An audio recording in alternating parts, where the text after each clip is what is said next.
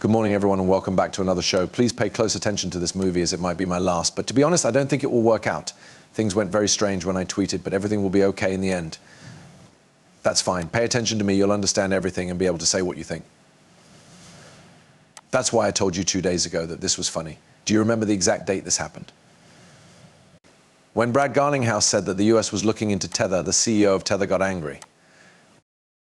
Then I told Tether that I thought it was an important part of the environment and asked it to back up its position, which was a bit stronger than what Brad said, because they're comparing it to FTX. And you know, I already told you that USDT will have a terrible finish.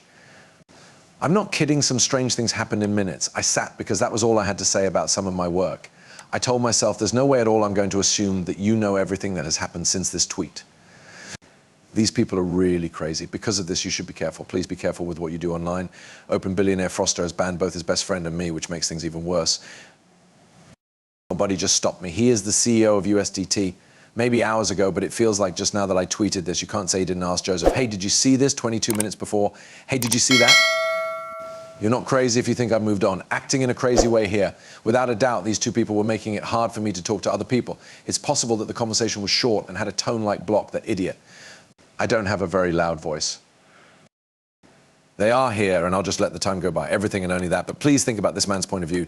Doesn't care about USDT usage. We are sure that this person will understand why we think Europe and the US are not good markets for each other. Brad Garlinghouse, I haven't seen this movie yet, but it's very important and you can't find it on the internet anymore. I just now found out that the movie wasn't on the list, and it looks like they both blocked me.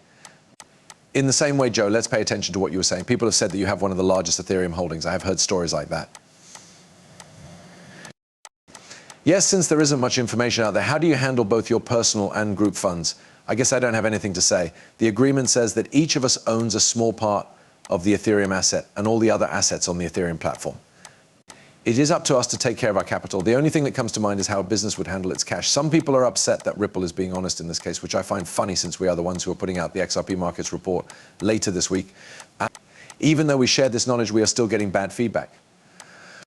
Such information is not shared by platforms. I think that word critics can't say anything bad about them. That's what we call lying. No, not really, yes, but it's not too far away. Is there a plan? Is there a plan to make the internal implementation of the agreement more clear? You already know that RE is a private company, as are we. We want to be open and honest, but we need to be careful about what information we give out and how we handle these kinds of scenarios. To be honest, I haven't given it much thought.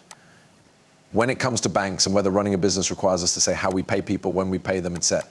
Let's take a different method. Let's do something different. Besides that, I think there are holy wars. People talk about this because there is money to be made from what happens here. I believe the XRP system is moving closer to the center of things. They want it to look that way. The layout of the XRP ledger is more spread out. The main reasons for this are that proof-of-work mining is centralized, and proof-of-work is not the same as mining-based solutions. That has happened mostly in China. Joe, I'm letting you step in because I know Amanda will be happy if there is a small argument. In other words, XRP is a value token that can be bought and sold anywhere. I'm not going to talk for the CFT. Because it is a hold.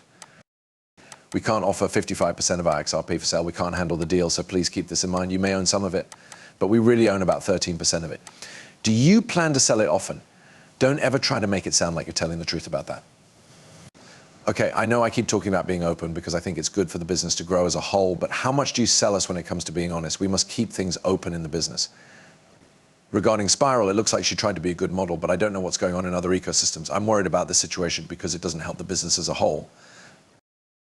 This is also true for Ripple, even though its stock is spread out. If the protocol is based on mining, then power over the mining is what centralization is based on instead of ownership. We should think about this small part of managing the environment. Because it uses proof of stake, the token's ownership is spread out among many people. It's clear that the idea of cryptocurrency liquidity could one day support reliable payments of large amounts of money around the world if we talk about centralized mining. The webpage was made to help people understand why our fiat-based system is better. It is possible for the network to switch to ODL. We will start this transition as soon as the market hits a certain level of growth. I think you're a part of what we're making. I've thought about all the tokens and think they're good solutions to real problems that everyone can understand. If the ticket really does something useful for a real customer, it will be valuable.